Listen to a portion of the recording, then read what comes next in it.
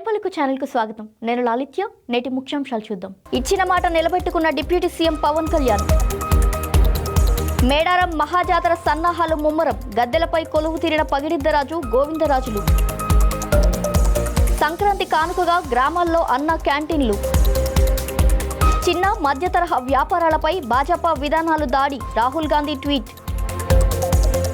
Baahubali rocket LVM M6 ప్రయోగంతో ఇస్రో వాణిజ్య రంగంలో కొత్త మైలురాయి. ప్రశంసించిన మోదీ. సైబరాబాద్లో సైబర్ నేరాలు తగ్గుముఖం. సిపి అవినాష్ మహంతి.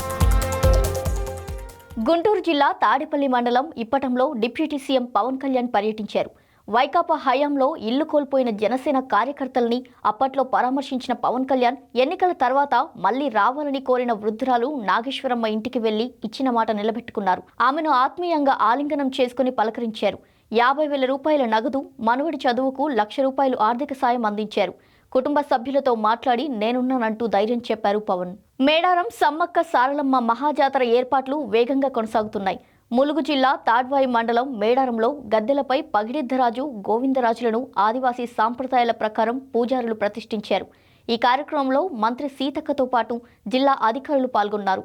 వచ్చే ఏడాది జనవరి 28 నుండి 31వ తేదీ వరకు జరిగే జాతరలో 1,00,000కి పైగా భక్తులు తరలివస్తారనే అంచనాతో అధికారులు ఏర్పాట్లు చేస్తున్నారు. 251 కోట్ల రూపాయలతో గద్దెల విస్తరణ, రహదారులు, శాశ్వత నిర్మాణాలతో మేడారం కొత్త వైభవాన్ని సంతరించుకోనుంది.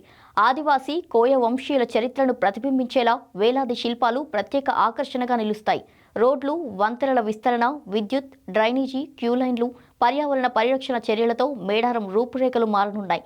సీఎం రేవంత్ రెడ్డి ఆదేశాల మేరకు వరంగల్ జిల్లా ఇన్ఛార్జ్ మంత్రి పొంగులేటి శ్రీనివాసరెడ్డి పనులను పర్యవేక్షిస్తుండగా మంత్రులు సీతక్క, సురేఖ ఎప్పటికప్పుడు పనుల పరిశీలన చేస్తూ జాతరను ఘనంగా నిర్వహించేందుకు కృషి చేస్తున్నారు. గ్రామీణ ప్రజలకు సంక్రాంతి కానుకగా ఏపీ రాష్ట్ర ప్రభుత్వం అన్న క్యాంటీన్లను ప్రారంభించనుంది. నియోజకవర్గ, మండల కేంద్రాల్లో 70 క్యాంటీన్లను ఒకేసారి ప్రారంభించేందుకు సన్నాహాలు చేస్తుంది. జనవరి 10లోగా నిర్మాణాలు పూర్తి చేసి జనవరి 13 నుండి 15 మధ్య ప్రారంభించాలని యోచిస్తుంది. ఇప్పటికే పట్టణాల్లో ప్రారంభించిన 205 అన్న క్యాంటీన్ల ద్వారా పూటకు ₹5తోనే ఆహారం అందిస్తూ 7.20 కోట్ల మందికి పైగా పేదలకు భోజనం అందించారు. గ్రామీణ ప్రాంతాలకు కూడా ఈ సదుపాయం విస్తరించనుంది. కాంగ్రెస్ నేత రాహుల్ గాంధీ చిన్న మధ్య తరహా వ్యాపారాలపై భాజపా ప్రభుత్వ విధానాలు ప్రతికూల ప్రభావం చూపుతున్నాయని వ్యాఖ్యానించారు.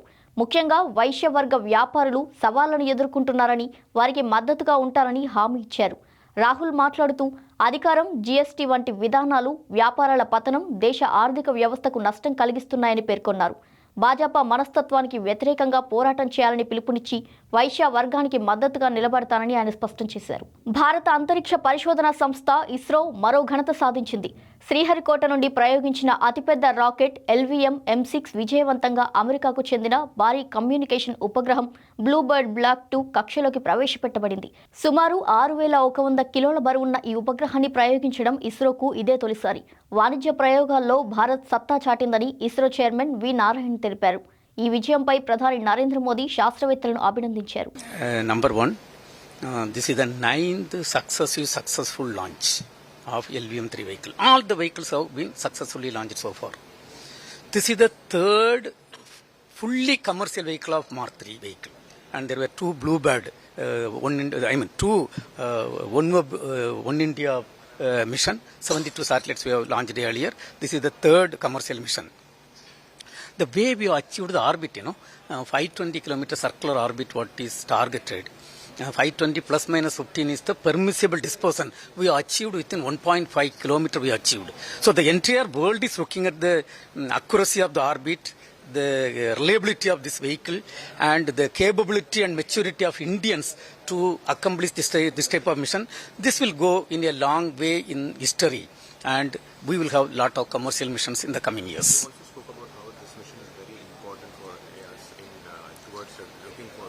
No, this mission is very, very important because you know that this is the vehicle which is human rated for the Gaganyaan mission. When we achieve 9 successful mission, that gives us lot of confidence for going ahead with the Gaganyaan mission. Not only technology confidence but also moral booster for the entire ISRO community. Why ISRO community? Entire Indian community to go ahead with the Gaganyaan mission.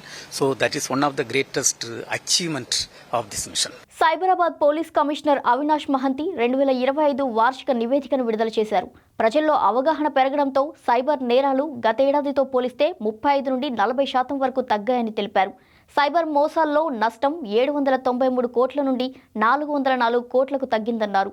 Road ప్రమాదాల్లో మరణాలు తగ్గినట్టు పేర్కొన్నారు. Traffic ఉల్లంఘనలపై non contact విధానంలో చలాన్లు పెంచినట్టు వెల్లడించారు. ఈ ఏడాది 72 మంది అక్రమంగా నివసిస్తున్న విదేశీయులను డిపోర్ట్ చేశామని తెలిపారు. డ్రగ్స్ కేసులు, షీటింగ్స్ చర్యలు పెరిగాయని వివరించగా నివేదికలో సైబర్ క్రైమ్ పైనే ఎక్కువ దృష్టి పెట్టినట్టు పేర్కొన్నారు. ప్రియాంక గాంధీ రాజకీయ భవిష్యత్తు ప్రకాశవంతమని, ఆమెను ప్రధాని చేయాలన్న రాబర్ట్ వాద్రా వ్యాఖ్యలపై బీజేపీ ఎంపీ రవిశంకర్ ప్రసాద్ తీవ్రంగా స్పందించారు. వాద్రా భార్యను చూసి భవిష్యత్తును ఊహించుకుంటున్నారని, తల్లి తన కుమారుణ్ణి చూసేలా మాట్లాడుతున్నారని విమర్శించారు. అయితే ప్రజలు ఎవరిని చూడడం లేదని, మహారాష్ట్ర, హర్యానా, బీహార్, ఢిల్లీ ఎన్నికల్లో కాంగ్రెస్కు ఘోర పరాజయాలు ఎదురయ్యాయని గుర్తు చేశారు. కుటుంబ వ్యవహారాలను ఇంటికే పరిమితం చేయాలని హితవు పలికిన రవిశంకర్ ప్రసాద్ ప్రజలు మోదీ ప్రభుత్వ పనితీరును చూసి బీజేపీ సారథ్యంలో ఎన్డీఏకే మద్దతిస్తారని స్పష్టం చేశారు. वो अपनी पत्नी को बहुत स्नेह से भविष्य देख रहे हैं, माताजी बेटे को देख रही हैं और जनता किसी को भी नहीं देख रहे हैं. यही ना सच्चाई है. अभी इतना कस करके हारे महाराष्ट्र में कस करके हारे, आपने देखा. तो कितना हारेंगे? क्या देश, क्या हरियाणा, क्या महाराष्ट्र विधानसभा, क्या दिल्ली विधानसभा, बिहार विधानसभा में सफाया हो गया और महाराष्ट्र के नगर पालिका निकाय में भी सफाया हो गया. अब बंगाल भी जीतेंगे. लेकिन क्या अहंकार है कि प्रधानमंत्री तो हम ही बनेंगे. भैया अपने घर की बात घर में रखिए. जनता आप में किसी को विश्वास नहीं करती, क्योंकि जनता नरेंद्र मोदी सरकार के काम को देखती है, भाजपा एनडीए के काम को देखती है. वही करेगी. ఢిల్లీ కాలుష్యంపై కేంద్ర రవాణా శాఖ మంత్రి నితిన్ గడ్కరీ ఆందోళన వ్యక్తం చేశారు. ఢిల్లీలో 3 రోజులు ఉండగానే తనకు అలర్జీ వచ్చిందని, రవాణా రంగం వల్లే 40% కాలుష్యం వస్తుందని తెలిపారు. శిలాజ ఇంధనాల వినియోగాన్ని తగ్గించి ఎలక్ట్రిక్, హైడ్రోజన్ వాహనాలకు ప్రోత్సాహం ఇవ్వాల్సిన అవసరం ఉందని పేర్కొన్నారు. గడ్కరీ వ్యాఖ్యలపై ఆప్ నేత సౌరభ్ భరద్వాజ్ స్పందిస్తూ సామాన్యుల తరపున నిజం చెప్పిన నాయకుడు గడ్కరీ అని ప్రశంసించారు. గత 3 నెలల్లో ఢిల్లీలో 60% మంది అనారోగ్యానికి గురయ్యారని, కాలుష్యం ఊపిరితిత్తుల వ్యాధులకు సంబంధం లేదన్న కేంద్ర ప్రభుత్వ వాదనకు గడ్కరీ మాటలు విరుద్ధంగా ఎందుకున్నాయని ఆయన ప్రశ్నించారు. देखिए, पहली बात तो मैं उनको धन्यवाद करूंगा कि कम से कम एक मंत्री ऐसे हैं जो जनता की आवाज उठा रहे हैं और सच बोल रहे हैं. ये बात सच है कि दिल्ली के अंदर पिछले 3 महीने के अंदर मैं समझता हूं लगभग 60% दिल्ली एक न एक बार बीमार पड़ी है.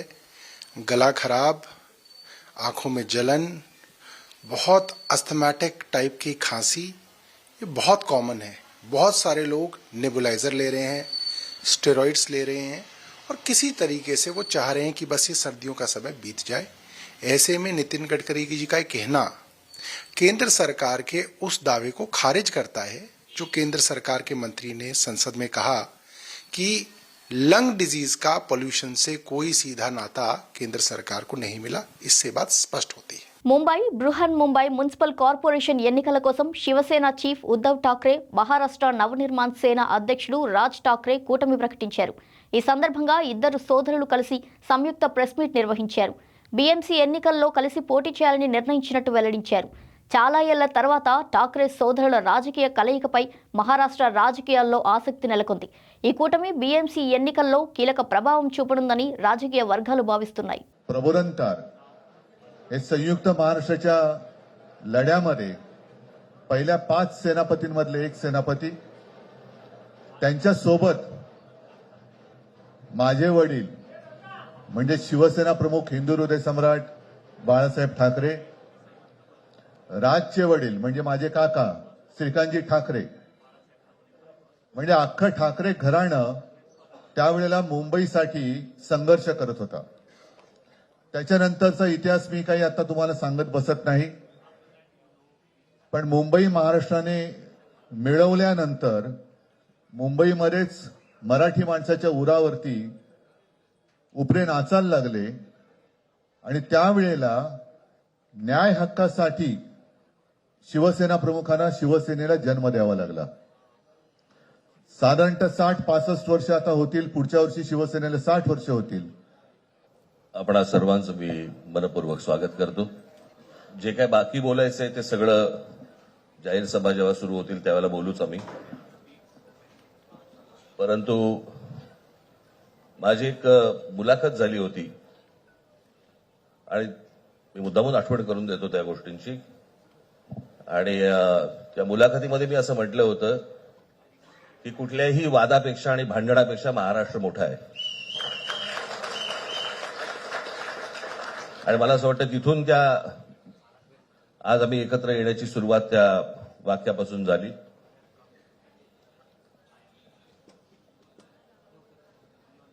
कोण किती जागा लढवणार, आकडा काय, हा नाही सांगणार तुम्हाला.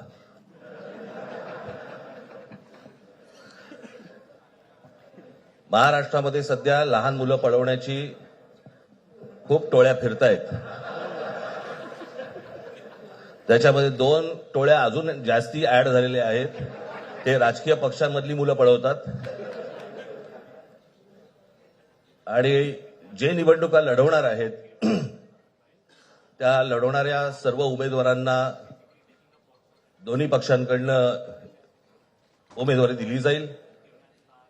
ती कधी भरायची, केव्हा भरायची ते आपल्याला कळवलं जाईल.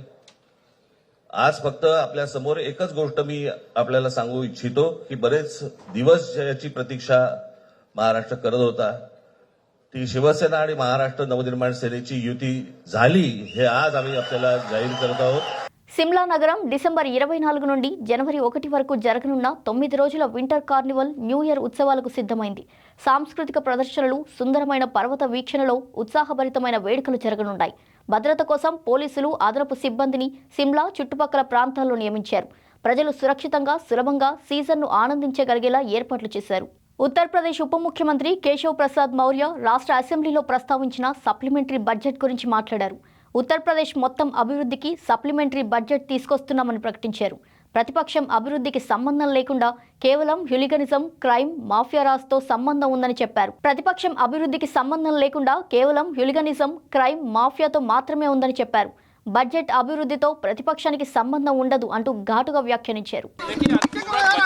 उत्तर प्रदेश के सर्वांगीण विकास के लिए लाना आवश्यक था और उसे लाया गया है, क्योंकि विपक्ष का विकास से कुछ लेना देना नहीं है.